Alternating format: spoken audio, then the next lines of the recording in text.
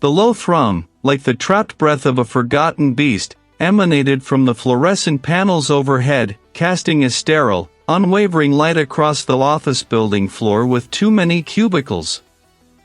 Here, amidst the muted clatter of distant keyboards and the faint, acidic tang of toner, I found my solace. My world, precise and ordered, unfolded across the vast expanse of my drafting table. Beneath the focused beam of my personal lamp, a delicate dance of line and shade was taking place, transforming a blank sheet into a topographical revelation. My fingers, long and accustomed, guided the ultrafine pen with the steadiness of a surgeon.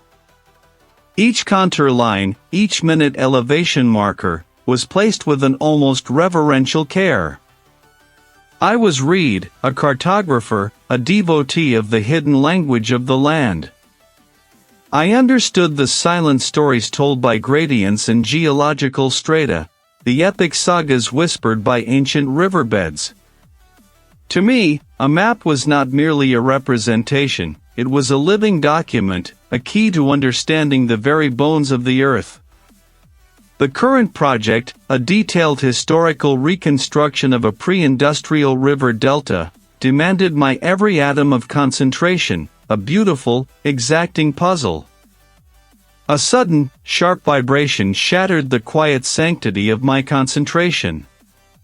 My mobile, nestled beside a stack of reference texts, displayed an unfamiliar number. My rhythm, so carefully cultivated, faltered.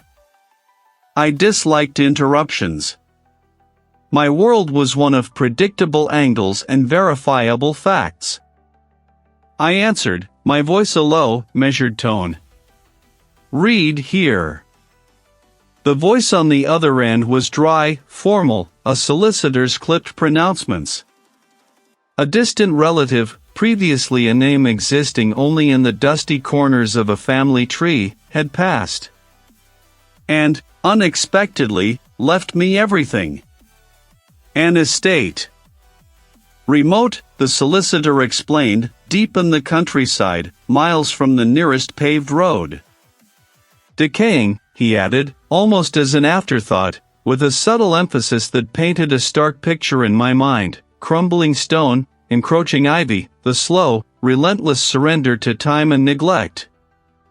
A peculiar chill, not of temperature but of circumstance, settled upon me.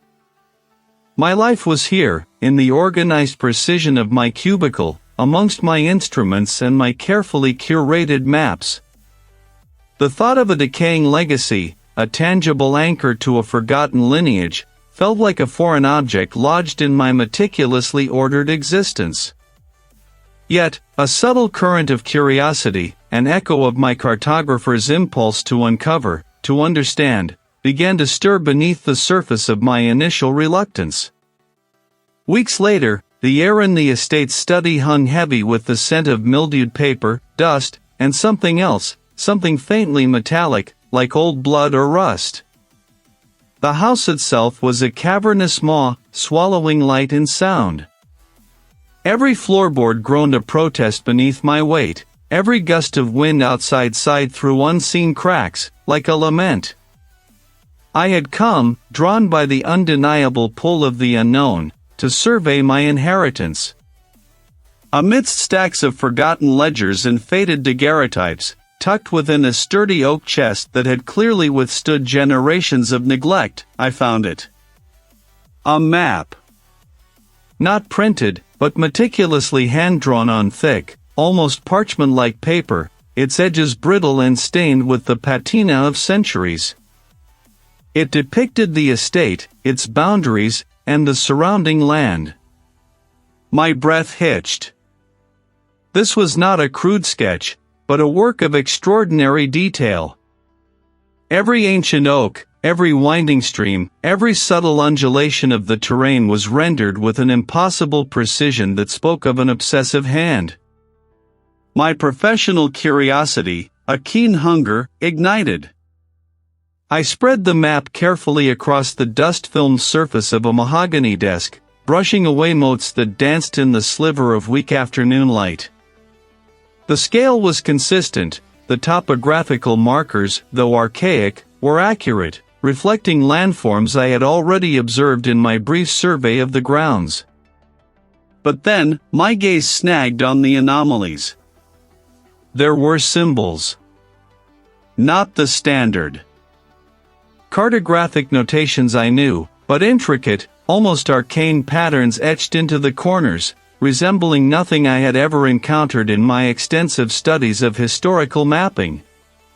One, a spiraling knot of lines, repeated itself near what looked like an ancient well. Another, a series of concentric circles intersected by jagged spokes, marked a dense patch of woods at the property's furthest reach. They pulsed with an unsettling energy, hinting at meanings both profound and deeply unsettling. More disturbing still was its incompleteness. Vast sections of the map, particularly around the estate's immediate perimeter and beneath the house itself, were left blank. Not merely unfinished, but blank in a way that felt deliberate, as if the cartographer, having rendered everything else with such painstaking care, had recoiled from depicting these specific areas. What kind of cartographer leaves such glaring omissions in a work of such otherwise fanatical detail? This was more than just an unfinished drawing. It was a puzzle with missing pieces that felt less like an oversight and more like a deliberate act of concealment. My hands, usually so steady, trembled slightly as I traced a finger along the crisp, unnervingly precise edge of one of the blank spaces. And I, Reid, the cartographer, felt an irresistible, terrifying urge to listen. The dry pronouncements of the solicitor still echoed, a persistent drone beneath the hum of fluorescent lights. I sat amidst it all, a silent island in a sea of beige partitions, my fingers tracing the delicate lines of the old map. The estate. The word itself felt heavy, ancient, a stone dropped into the placid pool of my ordered life. Remote, the solicitor had said, deep in the countryside. Miles from anywhere. The thought of that isolation, of the land waiting, felt both liberating and profoundly unsettling. My cartographer's eye, trained to find order in chaos, saw only tantalizing gaps in the map's faded script, promising discovery, or perhaps something less benign. The journey itself was a slow, deliberate shedding of the familiar. The asphalt ribbon narrowed, then crumbled into gravel, eventually yielding to a track barely wide enough for my vehicle. Trees, ancient and gnarled, closed in, their branches weaving a canopy that swallowed the afternoon sun, painting the path in shifting patterns of gloom. The air grew cooler, carrying the damp scent of loam and decaying leaves, a smell that clung to the upholstery, seeped into my clothes. When I finally emerged from the arboreal tunnel, the estate lay before me, not a grand manor, but a hulking silhouette against a bruised sky. The house itself was a study in neglect, slate roof tiles missing like shattered teeth, windows dark and vacant, a single, skeletal tree clawing at a crumbling gable. But it was not the house that drew my eye, not immediately. It was the land. I stepped out, the gravel crunching under my boots, a sound unnaturally loud in the sudden, profound silence.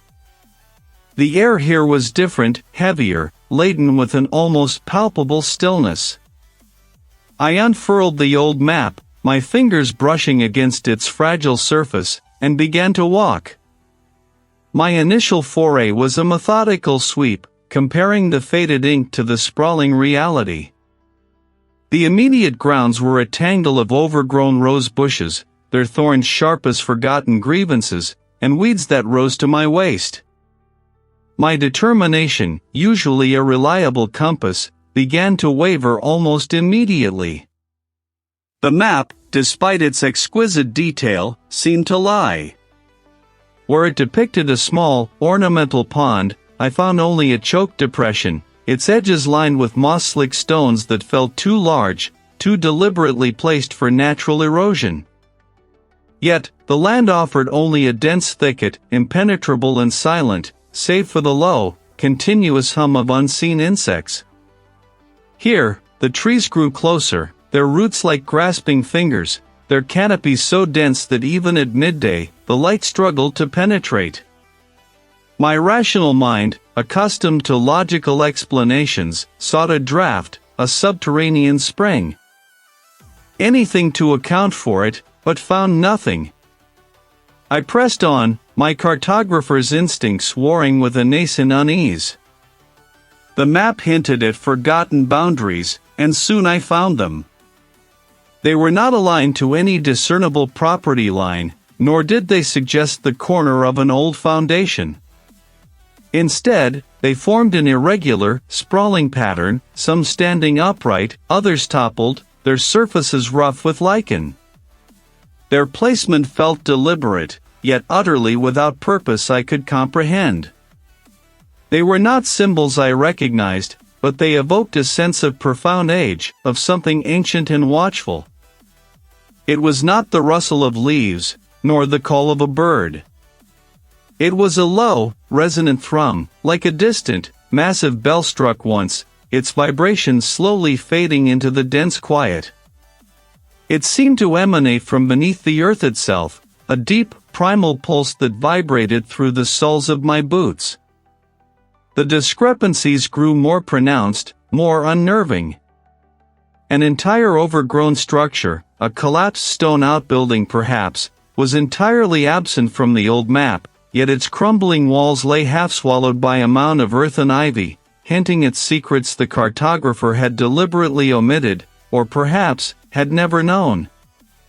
The estate was not merely decaying, it was actively resisting my understanding, shifting beneath my gaze, hinting at a reality far older, far more complex, and infinitely more menacing than any cartographic puzzle I had ever encountered.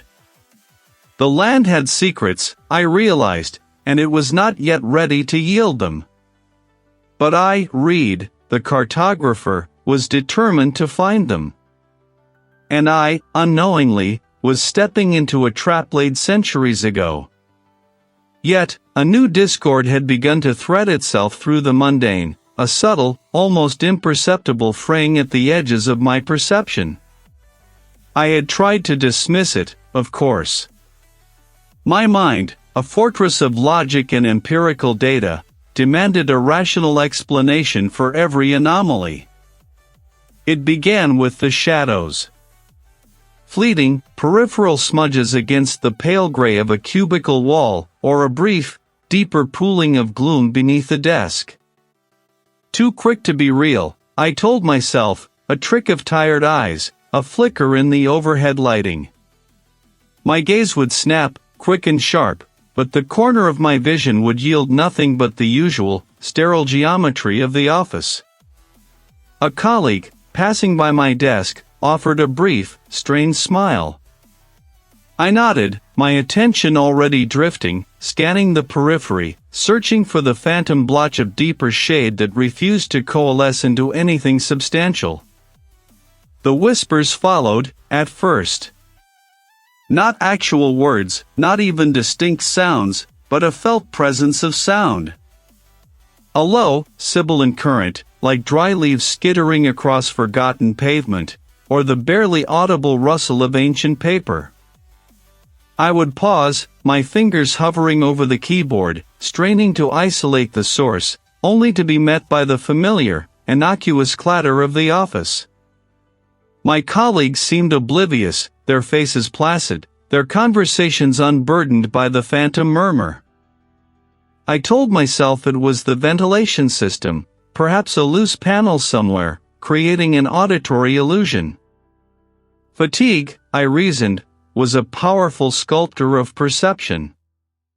My apartment, usually a sanctuary of ordered solitude, began to feel observed. The first truly unsettling incident occurred with a collection of antique cartography tools I kept on my desk, a brass compass, a silver-tipped divider, a magnifying glass with a bone handle. I had arranged them meticulously that morning, each in its customary place. Returning from a brief trip to the kitchen, I found the compass had been rotated a full 90 degrees, its needle now pointing not to north, but directly towards the stack of inherited estate documents I'd brought home. My initial thought was vibration, perhaps a tremor from a passing truck, but the other, lighter objects remained undisturbed. I picked up the compass, examined it, then set it back, carefully aligning it as it had been. Later that evening, the divider, which had been resting precisely beside a ruler, was found lying across the ruler, its silver tip splayed open. It was a subtle shift, easily dismissed, yet it left a residue of disquiet. Sleep, once a deep, restorative balm, became a landscape of unsettling visions. The nightmares were vivid, imbued with a strange, ancient texture. I saw the estate, not as it appeared in the faded photographs, but as a sprawling, skeletal ruin, its stone walls weeping black moisture. Beneath the gnarled roots of ancient oaks, I saw movement, a slow, deliberate shifting of earth, as if something vast and slumbering stirred beneath the soil. For a moment, suspended between sleep and waking, I would be convinced I could still feel the tremor, faint but undeniable, beneath my floorboards. It was the map, however, that truly began to unravel my carefully constructed rationalizations. I had spread the inherited, incomplete parchment across my largest drafting table, its vellum surface yellowed with age, its ink faded in places. My cartographers I delighted in its intricate detail, even as my mind wrestled with its unsettling omissions and strange symbols. I spent hours poring over it, comparing it to modern surveys I'd found online, attempting to understand the discrepancies. One evening, after meticulously cross-referencing a section depicting the estate's western woods, I noticed it. A fine, almost imperceptible line, barely thicker than a spider's silk, had appeared in a blank space near the property's southern boundary. It wasn't there before. I was certain. My memory for such details was photographic, a professional necessity. I leaned closer, my magnifying glass held steady. The line, a faint gray, seemed to trace the outline of something buried, something vast and vaguely geometric. It wasn't drawn in the same sepia ink as the rest of the map. It had a different quality, a faint luminosity that seemed to pulse when I held the lamp just so. I chalked it up to an illusion, a trick of the light on the aged paper, perhaps an old water stain I hadn't noticed before. I even took a photograph of it with my phone, intending to digitally enhance it and prove my initial impression wrong. And beside it, where before there had been only blank space, a cluster of tiny, almost microscopic symbols had appeared. They were not familiar cartographic notations. They resembled crude, angular runes, like ancient scratchings on bone, arranged in a tight, unsettling spiral. My breath hitched in my throat. This was no trick of the light, no fatigue-induced hallucination. The map, this inert object of paper and ink, was changing. It was revealing itself, or something was revealing itself through it. My determined rationalism, my shield against the illogical, began to crack. The estate, it seemed, was not merely an inheritance, it was an awakening. And it was calling to me. Yet, my mind had long since detached from this sterile tableau, spiraling instead into the shadowed depths of the estate's forgotten history. The incomplete map, a fragile parchment imbued with a silent, insistent call, had become an anchor point for a growing obsession. I had begun with the archives, those dusty catacombs of municipal records and forgotten family histories. The air in the city library's special collections reeked of aged paper and dormant knowledge, a scent both comforting and disquieting. My fingers, usually tracing the precise lines of topographical surveys, now sifted through brittle deeds, census records, and probate documents, searching for any whisper of the anomalous. The initial findings were mundane: land transfers, property disputes, the predictable ebb and flow of generations. The true revelations began with the journals. Tucked away in a decaying wooden crate, among a forgotten collection of my great-great-grandfather's personal effects, they were bound in cracked leather, their pages thin and foxed with age. The first, penned in a sprawling, elegant hand, belonged to an ancestor I barely knew existed, a distant cousin named Eleonora from the late 18th century. Her early entries spoke of the estate's beauty, the wildness of the surrounding woods, the stark grandeur of the house. Her handwriting increasingly erratic, until the entries devolved into desperate pleas for release from the knowing and wild, scrawled references to the hungry ground and the pull from below. I cross-referenced her ramblings with the map.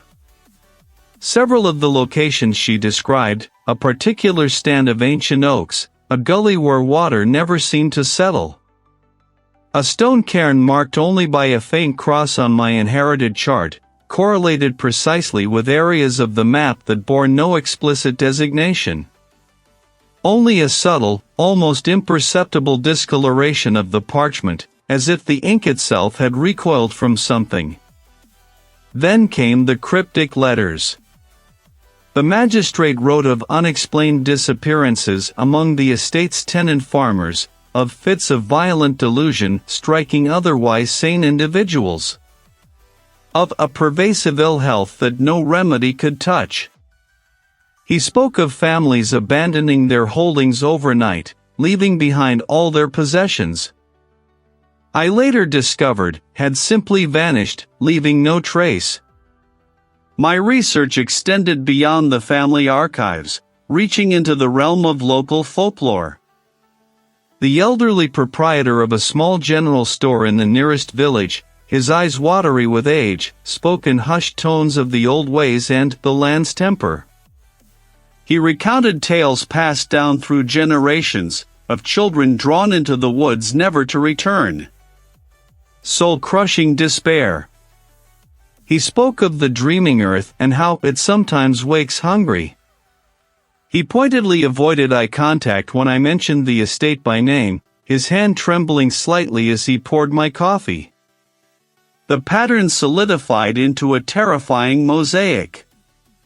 Madness, disappearances, strange occurrences, they weren't isolated incidents, but a recurring nightmare woven into the very fabric of the estate's history. The map wasn't just a guide to the estate's physical layout, it was a cryptic ledger of its suffering, a key to something malevolent that lay dormant, yet ever present, beneath the ancient soil. The correlation, a cold, undeniable truth, gnawed at me with the persistence of a winter wind finding purchase in a cracked pane. The old woman's fractured memories, once dismissed as the wanderings of a fragile mind, now illuminated the map with a terrible clarity. Each ancient oak she spoke of, each gully where water refused to settle, each stone cairn, they were not mere landmarks, but pins in a shroud, marking the boundaries of something vast and terrible. I traced the faint cross on my inherited chart, my finger hovering over the location of the cairn, feeling a chill that had nothing to do with the estate's damp stone. The days blurred into a single, extended vigil. But the horrors no longer confined themselves to the realm of dreams. I saw them first as flickers in my peripheral vision, a tall, stooped form gliding past the library doorway, a childlike figure peering from behind a heavy curtain. The air would grow heavy, thick with the scent of damp earth and something acrid, like burnt bone. They began as a low hum, a discordant drone that vibrated in the very marrow of my bones, barely audible over the crackle of the dying fire. Slowly, agonizingly, they coalesced. First, fragmented syllables, then distorted words, slithering just beneath the threshold of comprehension. Deep. Hunger. Yours. My hands trembled as I poured another measure of whiskey, the amber liquid swirling like trapped smoke. I tried to dismiss it, to rationalize it as exhaustion, the strain of obsessive study. But then the physical manifestations began. A heavy tome, a volume on ancient surveying techniques, slid from its shelf with a soft thud, landing open to a page depicting subterranean passages. I picked it up, my breath catching in my throat, only to find the same page open again when I returned to the room an hour later, despite my certainty of having closed it.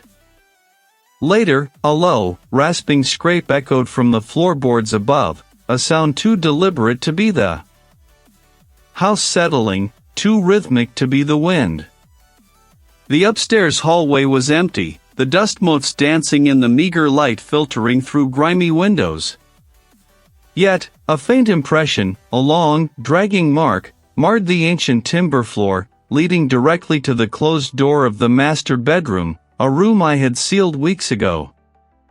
The isolation was a suffocating blanket, and the things I was witnessing were pushing me to the precipice of my sanity. I fumbled for my satellite phone, the only reliable link to the outside world from this remote estate. My hand shook so violently I almost dropped it. I dialed the number of a former colleague, a meticulous historian who might understand the gravity of my discovery, or at least, hear the tremor in my voice. The call connected, and I could hear the muted cacophony of his workplace in the background, the distant clatter of keyboards, the low murmur of conversations, the rhythmic whir of air conditioning. "You sound unwell," his voice, tinny and distant, cut through my frantic explanation. "Are you getting enough rest? That old estate can be quite isolated. Come on, man. You're a cartographer, not a ghost hunter." He clearly thought I was having some kind of breakdown, or worse, playing a joke. His tone, tinged with a polite, academic condescension, sealed my fate. The line crackled, then went dead. Not even a proper goodbye. Just the abrupt cessation of the mundane, indifferent world.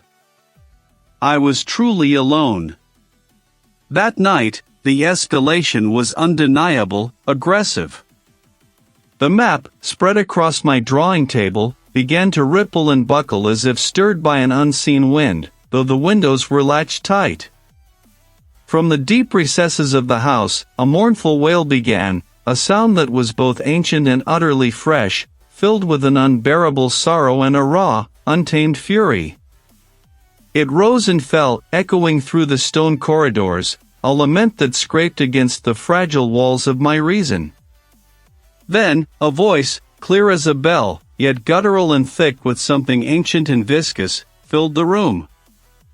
"You will complete. You will give. I stumbled backwards, overturning my chair, my heart hammering against my ribs, a trapped bird desperate for escape. I saw nothing, but the presence was overwhelming, a vast, malevolent hunger pressing in from all sides. My breath hitched in my throat. This was no trick of the mind, no figment of exhaustion. This was real, and it was here, in the room with me, demanding.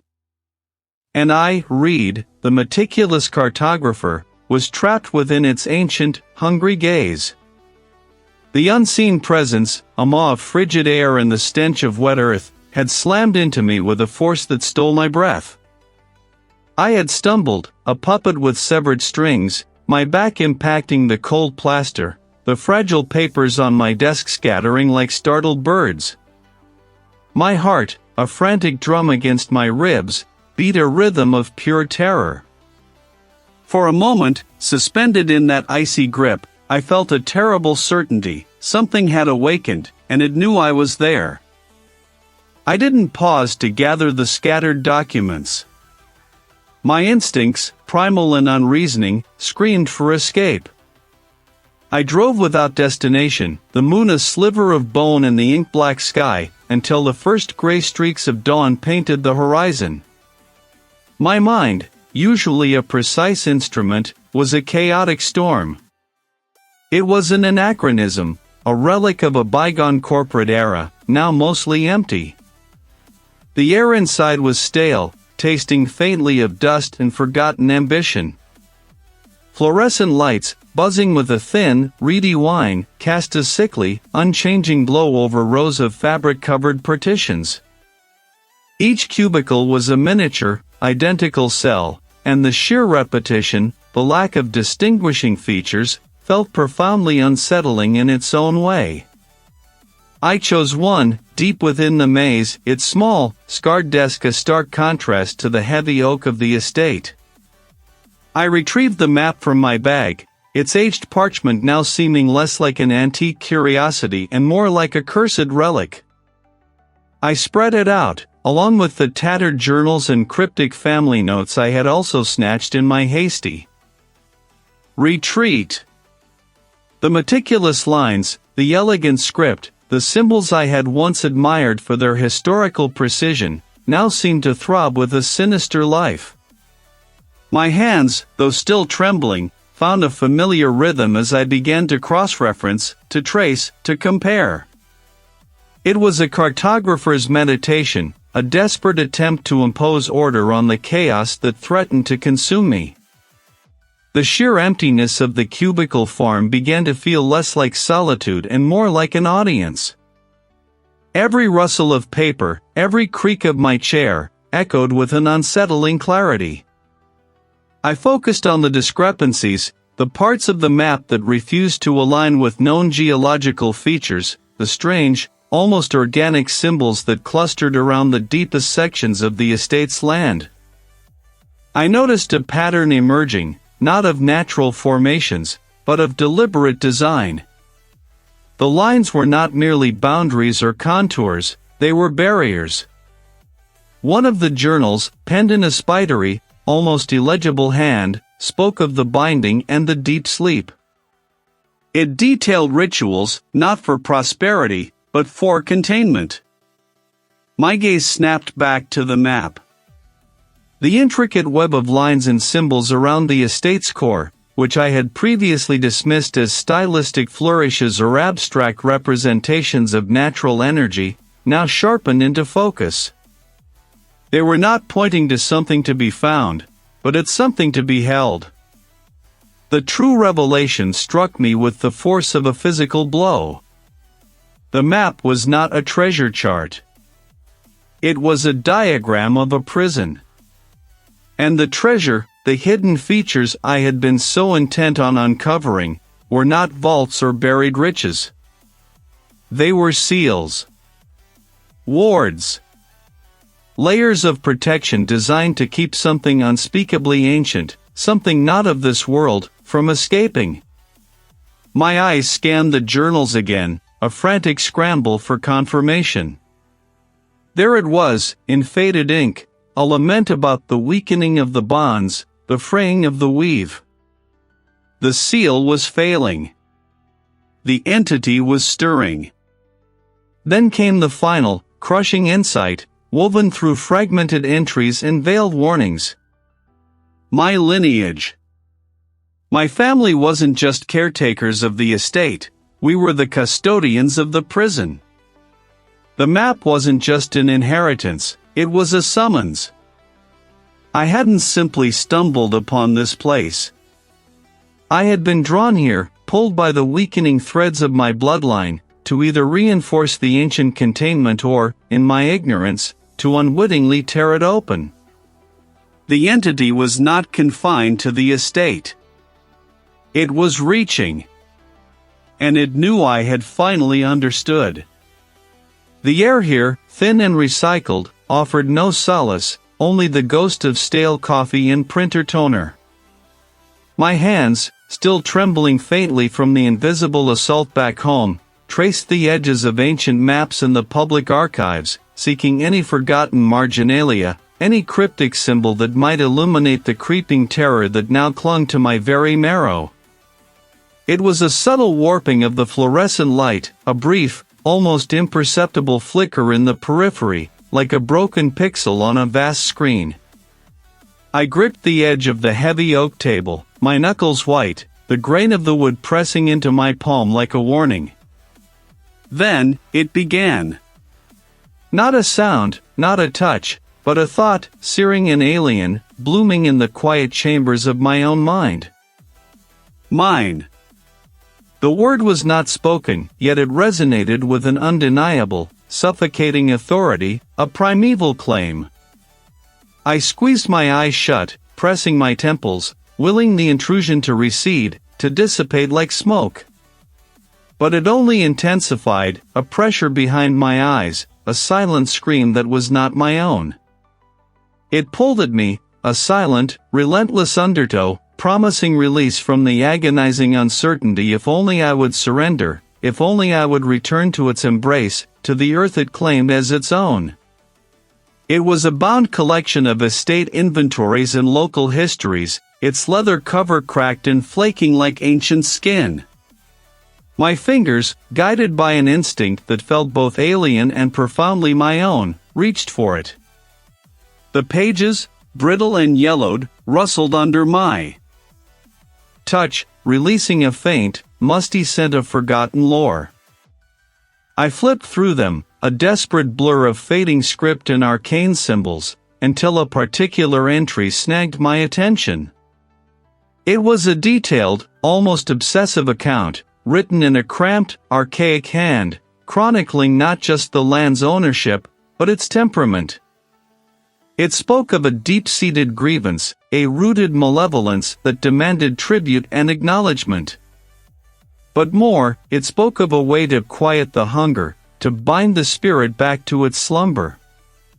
The text described a ritual, not of exorcism, but of containment. A resealing.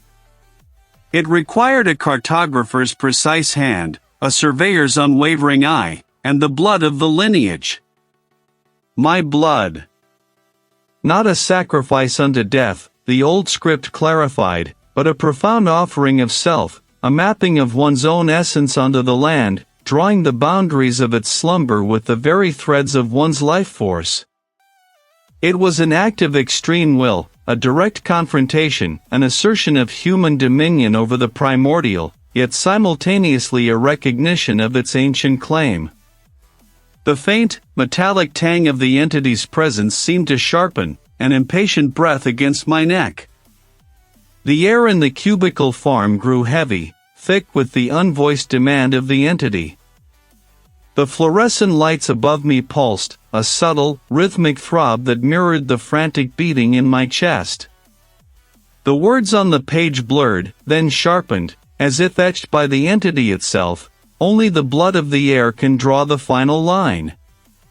This wasn't merely about my sanity, or the fate of a decaying estate. The grievance of the entity was not personal but elemental, a fracture in the world's order, and I, Reid, through the accident of my birth and the grim inheritance of my ancestors, was the only one positioned to mend it. The weight of it, the colossal, crushing responsibility, pressed down on me, threatening to buckle my knees. Waiting for my decision. Or waiting for my defiance. My breath hitched, a desperate, shallow intake of the stale, recycled air. The choice, stark and terrible, was mine alone. The document, brittle and smelling of forgotten dust, lay open on the oak desk. My blood, my lineage, was inextricably bound to this land's festering secret. The only path forward, the desperate gambit, was to descend. The ritual, stark in its brutal simplicity, demanded a confrontation at the source. There was no turning back from the precipice I now occupied. The air in the manor felt thick, pressing in, as I made my way to the hidden passage. It was behind a section of collapsing library shelves, a place I had dismissed as structural decay until the map had guided my searching fingers. The heavy stone slab, disguised by centuries of neglect, yielded with a grinding groan that echoed through the silent house, a sound like a tomb opening its maw. A gust of fetid, subterranean air, heavy with the scent of damp earth and something metallic, like old blood, rushed out to greet me. I stepped into the blackness, the beam of my lantern a lonely spear against the encroaching gloom. The steps were uneven, slick with a perpetual dampness that seeped through the soles of my boots. The descent was steep, winding into the earth's cold embrace. It was the entity, awake, aware of my intrusion, and already beginning its assault. Suddenly, the cold stone beneath my feet vanished. The damp, earthy smell was replaced by the acrid tang of stale coffee and cheap industrial cleaner. I stood, disoriented, on a carpet of cheap, stained gray, surrounded by an endless sea of identical cubicles. Each one was a beige prison cell, its walls too low to offer privacy, too high to foster connection. The air was dead, recycled, tasting of forgotten aspirations and paper dust. This wasn't real. My mind screamed the truth, yet my senses insisted otherwise. A phone rang, a tinny, insistent chirp from an unseen cubicle. The clack of a keyboard, the rustle of papers, the low murmur of voices discussing spreadsheets and deadlines, it was a symphony of suffocating banality. Was this its attempt?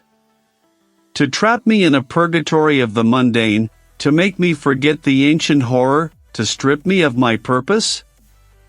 I saw myself, a ghostly reflection in the polished surface of a monitor, hunched over a desk, a soulless automaton, my life draining away in increments of data entry.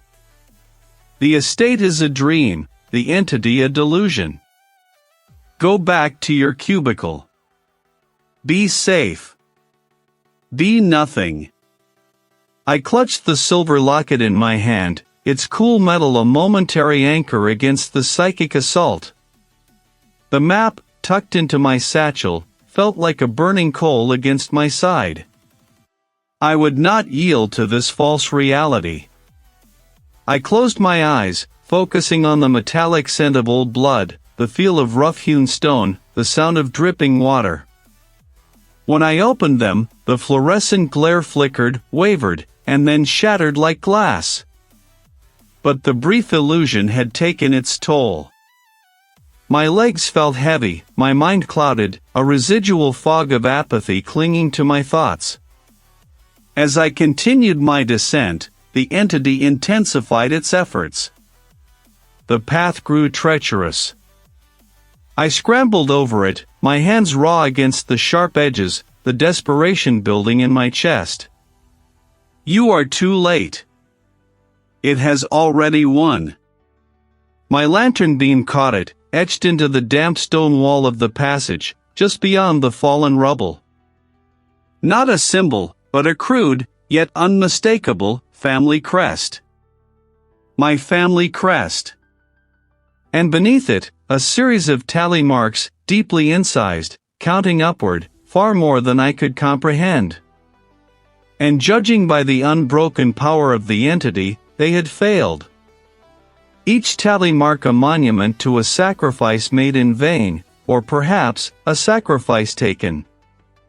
The true horror of my lineage, the depth of this ancient bargain, settled upon me like a shroud. The air grew thick with a palpable malevolence.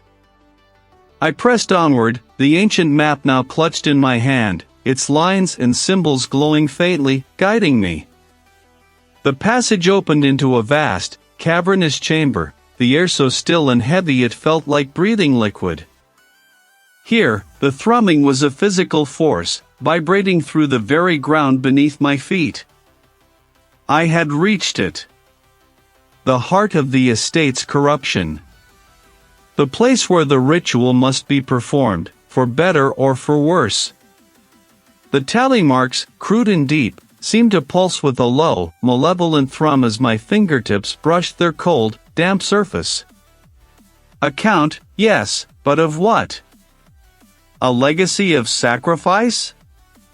A tally of the years the entity had lain dormant, or the souls it had claimed?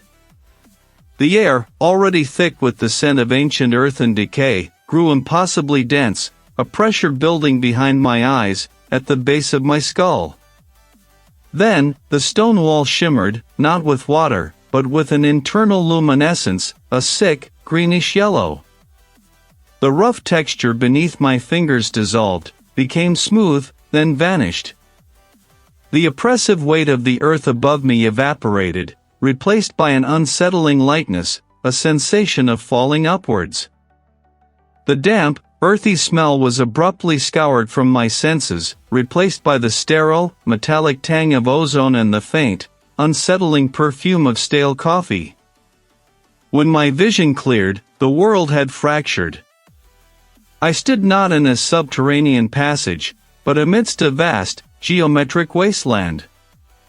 Rows upon rows of low, beige partitions, forming a desolate labyrinth under the sickly, flickering glow of fluorescent lights.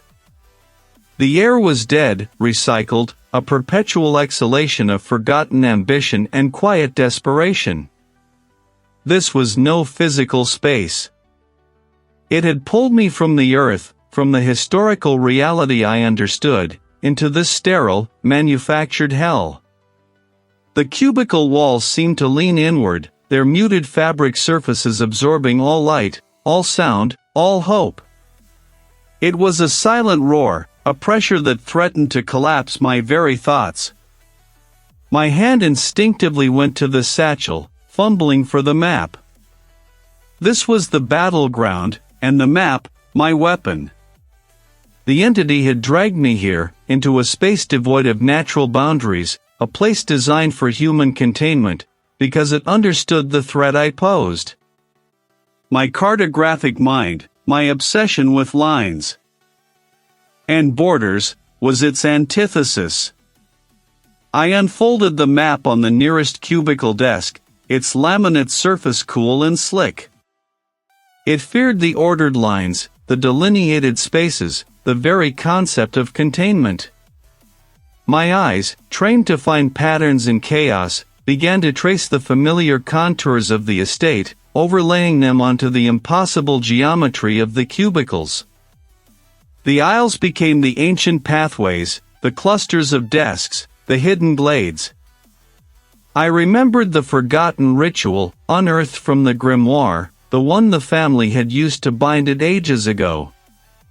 It wasn't a blood offering or incantation, but a mapping, a geometric containment. The estate wasn't just land, it was a complex sigil, a living prison. And I, Reid, the cartographer, was the key. My fingers, trembling but resolute, began to move. Not drawing, but arranging. I pulled a stack of discarded printouts from a nearby tray, their edges crisp, their surfaces blank. These would be the boundary stones. I moved them, one by one, placing them at the corners of a perceived square, a mental grid extrapolated from the map's ancient lines. The stale air grew heavy, like breathing dust. My own name, distorted, drawn out, a mocking lament. Sweat beaded on my forehead, stinging my eyes. Each placement was an act of will, a defiance against the overwhelming psychic assault. The entity tried to blur my perception, to make the cubicles ripple like heat haze, to twist the straight lines of the printouts into serpentine curves. My head throbbed, a relentless drumbeat against my skull. I moved to the next point, then the next, establishing the perimeter. My ancestors, perhaps, those who had tried and failed, their agony echoing through this manufactured space. The fluorescent hum intensified, became a shriek, a tearing sound that threatened to rupture my eardrums. The final element of the ritual was not a physical act, but a mental one. To complete the map, to seal the containment, I had to know it, to internalize its every line, every boundary, every hidden ward. I closed my eyes, the cacophony of the entity's resistance a deafening roar around me, and projected the finished map onto the canvas of my mind. The old estate, the new lines, the precise geometric prison. I saw it, felt it, became it. A searing pain lanced through my mind, a white-hot spike that pierced the very core of my being. It was the entity's last, desperate lunge, its essence fighting against the binding. I gasped, falling to my knees, clutching my head as if to keep it from splitting apart. The cacophony abruptly ceased. The vibrating walls stilled. The sickly yellow light of the fluorescence softened, became almost benign. The stale air seemed to clear, just slightly. It was done. The entity was contained, bound within the confines of the estate, within the map I had completed. But the cost. When I opened my eyes, the cubicles still stretched before me, but they were subtly, terrifyingly, wrong. The lines of the partitions no longer met at perfect right angles, they skewed, ever so slightly, creating an impossible geometry. The distant aisle, which should have been straight, curved inward, then outward, as if viewed through a warped lens. My cartographer's eye, once so precise, so absolute in its perception of space and dimension, now saw only distortion. The world had become a perpetually shifting, unreliable map, and I, its creator, was forever lost within its impossible contours. The entity was contained, yes, but it had left its mark, a permanent alteration to the very lenses through which I perceived reality. I had won the battle, but my mind, my craft, my very way of seeing the world, was irrevocably broken. The air, once thick with an unseen pressure, now hung still and lifeless, a shroud of profound quiet. The partitions, a sickly beige, leaned into one another, not quite collapsing, but defying the very laws of structure. The distant aisle, where light should have pooled, curved inward like a half-swallowed throat, a silent scream of geometry undone. I lay amidst this fractured landscape, a discarded thing. The chill of the linoleum floor seeped into my bones, a cold comfort after the inferno of what had transpired. My breath rasped, a dry, reedy sound in the vast emptiness. The entity was gone. I felt it in the absence, a hollowed-out space where an overwhelming presence had been.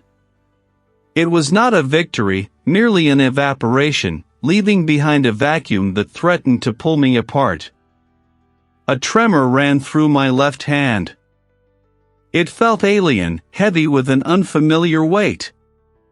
They weren't cuts, not precisely, but more like the delicate tracery of frost on a windowpane, or the veins of a leaf pressed too hard into paper. A faint, metallic tang, like old pennies, clung to my fingertips. My body, I realized, was a tapestry of these strange, almost beautiful, wounds. Each breath sent a dull ache through my ribs, a reminder of a struggle that had transcended the physical. My mind, however, was the true ruin. I saw the cubicles, not just as skewed partitions, but as a mockery of order, a fragile attempt to contain something inherently chaotic. I felt the reverberations of the land beneath, a low thrum that had been imperceptible before, a silent song of ancient rock and buried earth. It was as if the entity, in its departure, had scraped away the mundane filters of my perception, leaving me raw and exposed to the deeper currents of the world.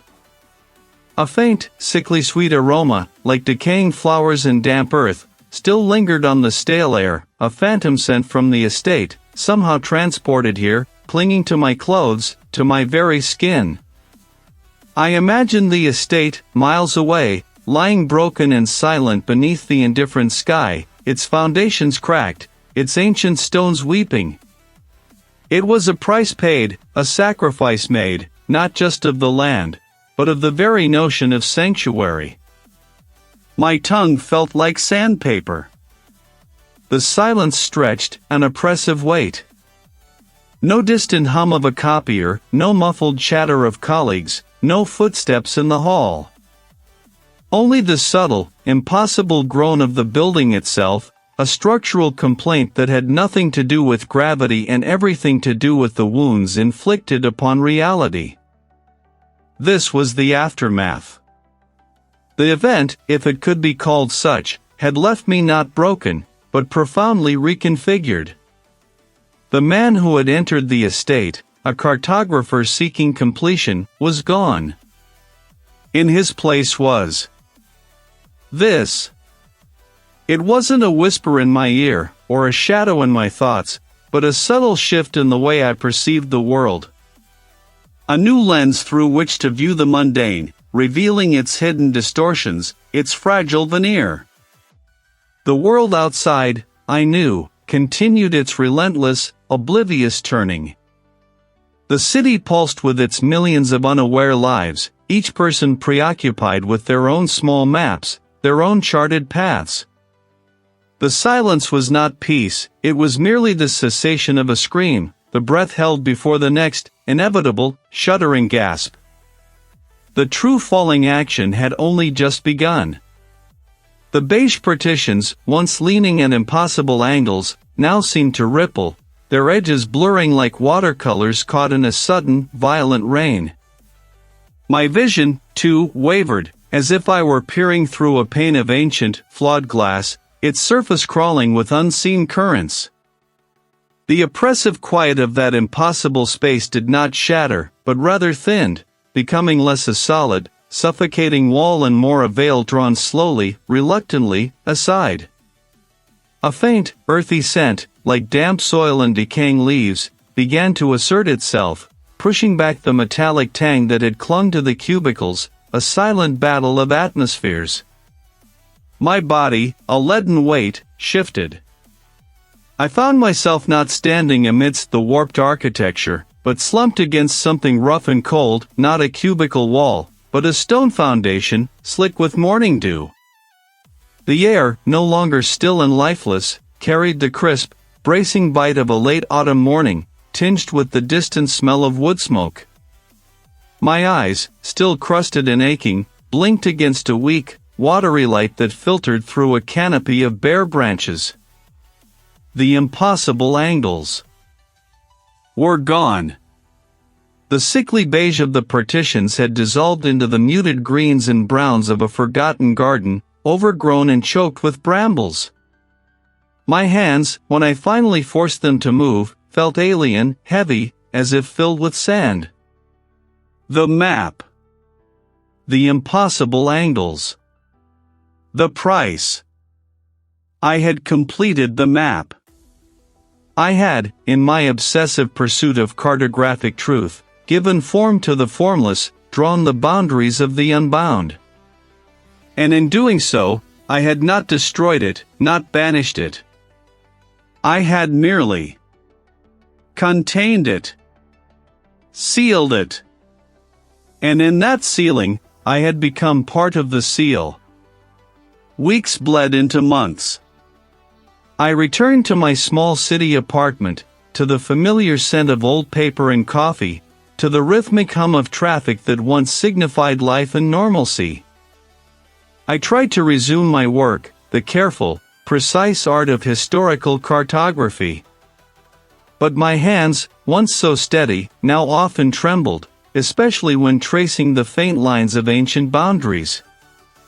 The delicate instruments of my trade felt clumsy, alien in my grasp. The fear was no longer a frantic, screaming thing that seized my throat. I never looked at that map again. Not the complete one. It was sealed away, buried deep beneath layers of other, innocuous documents, forgotten treaties and faded land grants. But I knew its contours, its impossible geometry, etched into the very fabric of my mind. And I knew what lay beneath. The entity. Was it truly contained? Or had I merely quieted it? Lulled it? Sometimes, when I walked the city streets, the mundane sounds would distort. A hum that mirrored the final sound I heard before the impossible angles had consumed me, before the world fractured and then reformed around my broken perception. I would catch myself tracing invisible lines in the air, mapping the flow of the city's unseen arteries, compelled by an instinct I could not name, a knowledge that went beyond mere geography. I found myself drawn back to the estate, not out of a morbid curiosity, but a sense of obligation. A silent, unspoken covenant. They were a cage, and I, its reluctant keeper. I spent my days walking the perimeter, not with instruments for surveying, but with an internal compass, an instinct that had sharpened to a razor's edge. I felt the subtle shifts in the earth, the minute changes in temperature, the barely perceptible currents of air. I was mapping the absence of something, the boundaries of a profound stillness that lay like a thick, unseen shroud over the land. I was charting the edges of its slumber, ensuring its containment. Was I compelled? Or was this my desperate attempt to ensure it never stirred again, a self-imposed penance for my unwitting role in its awakening? The lines blurred, indistinguishable. The sunset, painting the sky in hues of bruised purple and blood orange, bleeding into the horizon. I stood by the edge of the property, overlooking the ancient, overgrown woods, their branches like skeletal fingers reaching towards the fading light. The world seemed to hold its breath, caught in the liminal space between day and night. I felt a faint thrum asterisk beneath my soles, a deep, slow pulse that resonated with something within me, a part of my own altered being. It wasn't triumph. It wasn't defeat. It was a terrible, unending vigilance. The map was complete. The truth was known.